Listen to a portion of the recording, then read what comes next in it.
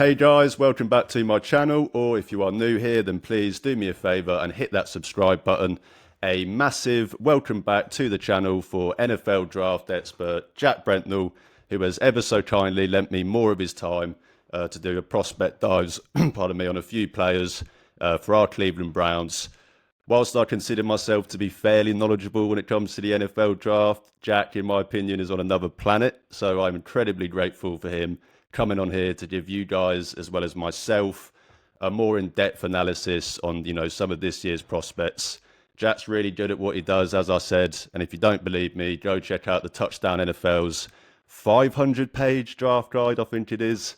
Basically a dictionary for all the draft prospects this year. Truly one of the best draft guides out there. So I'll make sure to link that in the description if you are interested. But without further ado, we're going to dive into some players, some prospects for the Browns. I personally think there's only 3 players that, are in consideration for the number 2 pick. Probably only 2 if we're being honest. But we're going to cover all 3 of those guys, as well as a quarterback that I've had my eyes on for pretty much most of the off season as well. Make sure you check out all of these dives, and hopefully they can teach you a lot about what will be the Cleveland Browns' first round draft pick since 2021. So moving on to who everyone who is one of my subscribers will probably know by now. Has been my number 1 target at quarterback for pretty much the most of the off season. As I spoke about with Jack in the Shedeur Sanders prospect dive, for me, with this year's quarterback class being as underwhelming as it is, I'm always going to, bet on upside tools over floor anyway, but especially in a class like this year's. So that is why Jalen Milroe has been the guy that made the most sense for me. For the majority of this whole process, it's been expected he'll be there at 33. That's played into it. That's why it's made the most sense for me, because if you can draft an Abdul Carter or a Travis Hunter at 2, then go and get Jalen Milroe at 33, sign a veteran, and let Jalen Milroe develop for half a season, maybe a full season, whatever it takes. But that's just always made the most sense for me. So I know that Jack, the last time we spoke, had Jalen Milroe as his QB number 2. I hinted it in the end of the Shedeur Sanders video. Is he still your QB number 2 in this year? He is, yeah, he definitely is. And I think there's a fairly decent size gap between him and Shador at 3. And I know I'm kind of maybe on an island with that one, but I'm sticking with that take. Yeah. No, and when we last spoke about it, I was actually kind of surprised to hear your Jalen Milroe tape, because as you said, you're probably alone in that thinking amongst the draft community, and I've borderline been getting laughed at for mentioning Jalen Milroe throughout this process. People are just kind of like, why on earth would you even bring him up over a Shedeur Sanders, over a Jackson Dart, over a Tyler Show?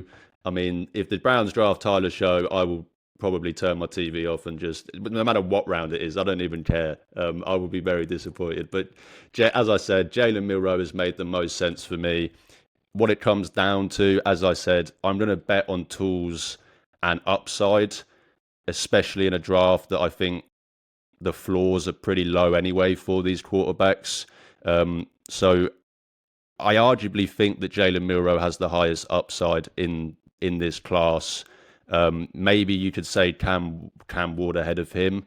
But for me, I just think when you add in the athleticism with Jalen Milroe, he's going to probably be a top 5 athlete at the position as a rookie. Add that with his massive arm. I think those 2 things are tools that I'm willing to bet on. As I said, not at number 2. Of course, this is not a discussion about drafting Jalen Milroe at number 2. But if you are to obviously not go QB at 2, it is Milroe for me. I think he makes the most sense. What is it you like most about Milroe? I mean, I think the most obvious thing is the tools, as you've said. And I think for me, the reason why I'd have him at 2 is because I don't love, this quarterback Yeah, class isn't a great one. I don't think there's anybody in there that'd be in the top 3 QBs in last year's class, yeah, right? So if Ward's gone at 1, which all signs point to the fact that he will be, then you're looking at a bunch of guys who I'm not sure there's any of them I would be betting good money on being NFL starters in 3 to 5 years' time, right? So you're making it's a dice roll. So Yeah, if I'm rolling the dice, I'm going to roll the dice on the guy who has the tools. I think it's kind of as simple as that. I think he's elite rushing threat, like genuinely elite rushing threat. I've seen people say like he could transition to running back, and I know that's kind of a how often have we seen the African American quarterback runs fast, he could be a running back, but like I'm not saying he should, but like he is that talented of a runner yeah, that I think he could legitimately be a very good running back. Um, his arm is brilliant. I wouldn't say it's not the best in the class, but I don't think it's like that far off in terms of just pure arm strength. yeah, Um, if you want to sell yourself on Jalen Milroe, go watch the Georgia game, right? Go watch the Vanderbilt game. Those two games you look at, and if that was all you'd watched, and you come into this process kind of cold, not knowing anything about Jalen Milroe, you watch those two games, and you'd say, okay, I could talk myself into this guy number two, yeah, yeah, right? yeah. I was gonna say, yeah, He's those games and like I say, it's Georgia. Okay, yeah, yeah, Vanderbilt is a separate thing, but Georgia. This yeah, wasn't like he was beaten up on some FCS competition. This was Georgia in a big, big SEC game. So, there was lots you saw there that made me really excited because it wasn't just the traits. You saw him kind of working through his reads. You saw him attacking the middle of the field. You saw him making quick and correct decisions. That is like, okay, I'm sold. Because yeah, when you watch that game, you see a guy who knows what he's doing and knows where the football needs to go, and he's an elite athlete. Now, obviously, I will just caveat this and say not every game looks like that game, yeah, which is why we're not talking about him at number two. yeah, And I think that's what makes him such a maddening prospect is for every Georgia and Vanderbilt game, there's a Michigan game, there's a Tennessee game, there's an yeah, yeah, Oklahoma game, right? And that that's why he's going to be there. Well, he may not be there at 33, but yeah, he probably will be. yeah, So if you're willing to take the time and develop him, because he's not a guy. If you put this guy under center in week one, you either have to be willing to just roll with the punches yeah, and kind of yeah, yeah, hide yeah, behind your sofa every time you watch yeah, the Browns on a Sunday, or you sit him and develop him for a year, yeah, right? If you're willing to do that, I think there's something to work with. I don't know what it ends up being, but I think there's something to work with. yeah. I mean, don't get me wrong. As Browns fans, sitting behind our sofa and being terrified when a quarterback throws the pass has been quite common practice the last few years. Well, for quite a long time, shall we say, let alone the last few years. But as you said, no, yeah, I think that's the most annoying thing with the conversation with Jalen Milroe for me is that when I do talk about him as my top quarterback prospect this year, I think that people think that means that I think he's Lamar Jackson, that they think that means that I'm talking about him, as you said, in a top 10 idea. That's not what I'm saying at all. If I think he's going to be there at 33 and I don't think he's a first round talent, then obviously, I don't expect him to come in and light it up. That's not what I'm saying. It's just, as you said, and as I've said, if you're going to bet on tools as a developmental type player, then this is the player that I'm going to do it with. You don't want to put him out there week one, of course. That's never been a plan with any quarterback for me. That's why I've always been in the idea of bringing in a Kirk Cousins. Of course, now it's ended up being Joe Flacco. But if that's the plan. If you draft Jalen Milroe, you don't start in week one. You have Joe Flacco start in week one, or Kenny Pickett if he beats him out. You never know. But yeah, and you have him kind of sit behind there and develop. As I said, that's been the most annoying thing for me when I've tried to talk about Jalen Milroe is everyone goes, oh, he's not Lamar Jackson. It's like, well, obviously he's not Lamar Jackson. That's not what I'm saying. Nobody's Lamar Jackson. Nobody's Lamar Jackson. I mean, 2018, of course, you'd probably understand why with the Browns having the first pick and all the quarterbacks that year coming out. That was the first year that I truly kind of tried to do some, draft analysis to an extent. And I had Lamar Jackson as the best quarterback in that draft, probably because I wasn't very good at it and I was just looking at the tapes though. That was probably why. But at the end of the day, I'm not talking about Jalen Milroe as Lamar Jackson. As you said, if you're going to go the route of taking an Abdul Carter or a Travis Hunter at number one over a quarterback that I don't believe you should reach for at number two, and you are looking to go later on in the draft, this makes the most sense for me. Um, the pure athleticism at the quarterback position, that is something you can't teach. I know a lot of people always want to, yeah, but you can't. I understand that. Yes, you still need to be able to throw the ball. But if you're going to bet on something, then at least you have that athleticism. As you said, if it doesn't work out, then and he's a running back at pick number 33 and a very, very good one, then that's not the worst thing in the world. But, that is another thing that is annoying, the same thing that Lamar Jackson had to deal with.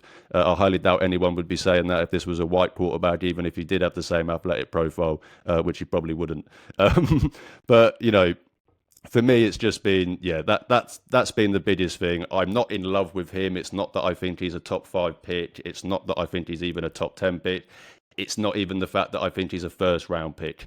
It's purely just, I don't think there's any quarterback good enough this year to pick at number 2.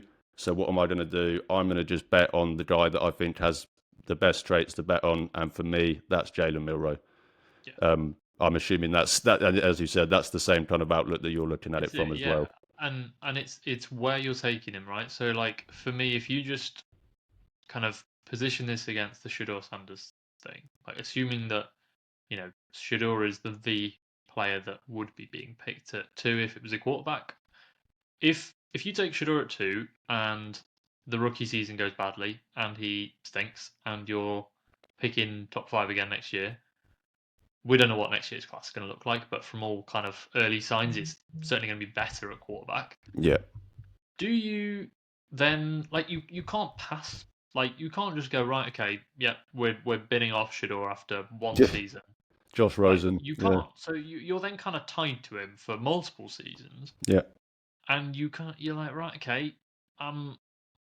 You kind of hamstring yourself. So when you take a guy at 2 as a quarterback, you're like, this is it, right? This guy can't fail, and even if he is failing, like I'm kind of gonna have to stick with him because if I bin him off, like that's my job gone. Yeah. If you take Milroe at the top of the second round, like top of the second round is still like a premium pick, but like literally the fact that it is pick 33 versus pick 32 makes all the difference in terms of narrative.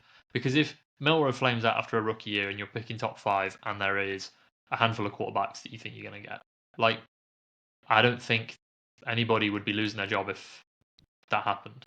Right? Yeah. And they passed on from Milroe. Like hopefully whichever one of these guys you take at whichever spot works. Yeah. But like that plays into it, right? You're not betting as much on whoever you take at 33 or later than you are at 2. And I think if the guys that we're talking about are players that we have concerns about and have doubts about, I just think like take an elite prospect at 2 and then whoever your flavour of choice is on day 2 at quarterback. Like, and just hope you can, trust your staff to work with the traits and see if it works. And, I think Milroe's biggest issues are mechanical. Now, don't get me wrong, like, I'll be honest, I was an Anthony Richardson fan when he was coming out of Florida. Same. His issues have been mechanical. Now, it also sounds like some of his issues have been kind of work ethic and stuff. Yeah. But he hasn't fixed his mechanical issues. Now, the one thing I would say with Milroe, if you look at anybody who's kind of connected to the Alabama program, he is incredibly hardworking. Like the dedication and diligence is like off the charts. Football character is brilliant. I did not like Milroe's film at all in 2023. I think he was like my QB9 when I did some scouting last year. He like stepped up massively last season. So you're seeing a guy who is dedicated, showing real signs of growth. Like the arrow is trending up. That would have me intrigued. Like I say, I'm not saying he's going to be top 10 quarterback. Yeah. But I'd be willing to take a swing if I'm determined I'm going to take a quarterback in this class. Yeah. And I mean, as you said, people connected with Alabama, none more so than Tommy Rees, Brown's offensive coordinator that was his offensive coordinator at Alabama. So they've got a great insight, as you said, into his work ethic. Is he going to be someone that is going to work at those mechanical things? They'll know that more than anyone, arguably out of any team in this draft. So it just makes the most sense. And I know I've said that about 6 times now, but it really does. You said about the difference between taking him at 33 and 32 is massive. People will argue vice versa and say, well, if he's good enough to take at 33, you would take him at, 32 or whatever. But that's just completely ignoring, as you said, the whole thing that comes with taking a first round quarterback. Yeah, maybe later first round, it's not quite as bad, but at number 2, as you said, you draft a guy there, you can't just bin them off after 1 year if it doesn't work out because everyone loses their jobs. And you're stuck there. Let's say they have the number 1 pick next year because it was that bad with a Shadur Sanders. Are you going to stick with Shadur Sanders and with that bad, or you're going to just put yourself in an unnecessary conversation, let alone decision? So in a draft like this, I would much rather just bet on the upside of someone a little bit later on. If it works out, fantastic, awesome, like a Jalen Hurts, like a Dak Prescott, that would be great. If it doesn't work out, I've wasted a second round pick. I've wasted way more than that before. It's not. I'm not going to waste potentially my front office, my coach, my GM, and future years of this team's performance because of the decision at going quarterback at number 2. I've felt that way this whole off season. Most people that I've spoke to that do this stuff more often, shall we say, like yourself, that pay a little bit more attention to the draft than, let's just say, the average fan, have tended to agree with that line of thinking with this class, that if it's not the best class ever, so why not bet on the guys with the traits? But I suppose finally on Milroe, as I said, a lot of guys have gone that direction, but it's not always been with Milroe. That's why there's a lot of people talking up Jackson Dart. There's a lot of people Tyler Show's getting talked up at 20,000 years old. I think he only started one season. He played full non-injuries in 7 years. That's just, I would never draft that in the first place anyway. Guys like Will Howard, but also I suppose finally on Milroe, you probably already kind of summed it up. But what does separate him between those other guys like a Jackson Dart, like a Will Howard, and these other kind of day 2 project type quarterbacks? It's the tools. It's the tools and all of those reports, like we say, around the football character, the work ethic, the dedication. I can't remember which podcast it was I was listening to, but they were talking about teams at the combine who'd had interviews with a number of the quarterbacks, and apparently all of these teams said the best interview was Jalen Milroe. Yeah. Right. This is a guy who going to work his socks off. He's got great traits. Like, if I'm not trusting any of these guys as a starter, just give me that. I'll work with it. Like you say, if it doesn't work, to anyone listening, the way I'd look at it is try and name quarterback busts from the first round in the last 5 years. We can all probably name a bunch of them instantly. Name second round quarterbacks that haven't panned out. Yeah. I don't know how many I can name off the top of my head. Not because they all pan out, but like, who remembers those? Yeah. Right. So like, that's the thing. It's a low cost, low risk, high reward pick. Yeah. That's it for me. Yeah, and that I think that is a great point as well, because everyone likes to pull the, oh well, how many second round quarterbacks have ever worked out? But as you said, I think there's a lot more first round quarterbacks that haven't worked out than there are second round quarterbacks that haven't worked out. So if you are going to bet on someone's upside later on in the draft, I'd much rather do that than reach at one of these quarterbacks. He's been the pick for me. I hope he is the pick. To be honest, it would be something that would excite me at least, because as I said, I'm not talking about him as Lamar Jackson, but in the position that the Browns are in at quarterback, it would at least give me something to stick a flag in and be hopeful about, that he can develop into that maybe. And whereas if they drafted someone like, as I said, a Tyler Slow, he's 27 years old, I wouldn't have that same kind of belief. So it makes the most sense for me. I'll say it for the 10th time. It really does. I'm slightly worried because he is, as you said, he's getting a bit more buzz this kind of last week. He's going to be at the combine. Yeah, not just with the Browns, but with other. I think the Steelers have been linked with him now at 21 are they? Does he make it to 33? That's going to be the question. I think he's going to be at the draft, and the NFL's reduced the number of players that are at the draft. Yeah, and Like Are this you is going to not go like to a the Will draft? Levis year, Malik Yeah, Willis year. They yeah, have reduced the number of players because they want yeah, to avoid guys being sat on the TV yeah, and the camera panning to them when they don't get picked. So if he's at the draft, it's probably, yeah, can't guarantee it, probably because he's pretty confident he's yeah, going, and because the NFL's pretty confident he's yeah, going to go on day one. yeah, So we'll see. It may be a yeah, trade up for 33. You never know. yeah. Maybe all this talk about him not being a I first round know. pick, we may be wrong, but we'll see.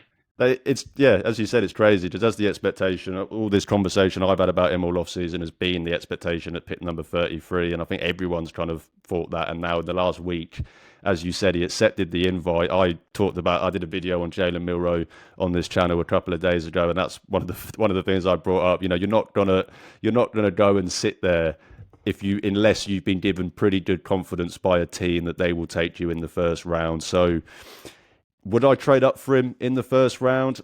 That is a different conversation, of course, than taking him at 33. But in the end of the day, I'd probably still rather do that than take Shadur Sanders at number 2 overall. So that's Jalen Milroe, guys. Jack, thank you so much for talking. We also did dives on Shadur Sanders, as I said, as well as the two guys that I expect it to be between in Travis Hunter and Abdul Carter. So make sure you go check out all those videos as well. Jack, thank you so much again for giving me your time to talk some NFL draft. I'm always a smarter man after talking to you, so I really do appreciate it. Before you go, please let everyone know where they can find you and the amazing work that you do. Yeah, it's been great to be on, mate. So thanks for having me. You can find me on Twitter or whatever we call it these days. Jack_Brentnall. My pinned tweet is the touchdowns 2025 NFL draft guide as well. So if you haven't got your copy, it's £5, 500 and something pages worth of content. So worth having a look at if you are wanting to be ready for draft night. So yeah. Yeah, and I know I mentioned it in the intro. It truly is worth the money. I mean, £5 for, I'm not good at maths, but £5 for 500 pages, that's definitely good value for your buck.